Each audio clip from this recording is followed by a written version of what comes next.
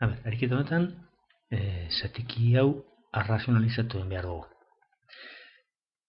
Horretarako, izendatzailean agertzen den adierazpena, kenketa baten barruan errokarratu bat daukagunez, biderkadura berezien identitate nabarmen bidez lortuko dugula desagertaraztea erroa. Zelan, kenketa izan da bider batuketa. Orrun, idazten dugu, 3, erro 3, beian bardin, ken 3, eta orain bidertzen dugu, bekua bardina, baina batzen. Holan lortzen dugu, A, ken B, bider A, gehi B, eukitzea. Eta goratu hori dela, A karratu, ken B karratu, eta karratuak eginda, desagertzen dira erroak. Eta goian, errepikatu behar dugu, gehitu duguna beian. Gehi 3.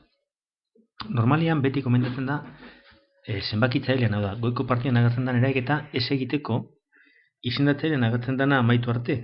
Ziurazki simplifikazioaren bat ala izango dugu. Orduan, goikua kopiatu eta bekua ja segituan aldugu ipini dala lehenengoa berbi, ken bigarna berbi. Zein da lehenengoa? 2 erro 3. Eta zein da bigarna? 3. Vale? Orain, simplifikatzen dugu, edo egiten dugu beko eraiketak, berbi egiterakoan hemen hau berbi eta hau berbi egin behar dugunez, bi berbi 4, bider 3, 12, ken bederatzi. 3 berbi behatzi. 3 erro 3, bider 2 erro 3 gehi 3. Orain, izendatzailean dagoena 3 geratzen denez, hemen kanpoan daukagu 3 bat bidertzen, 3 hori simplifikatuko dugu. Hau, honeaz. Eta hori zelain behar dugu? Bidertu. Zelan gidetzen da erro 3 bider 2 erro 3? Erro 3 bider erro 3 da 3 bider 2, 6.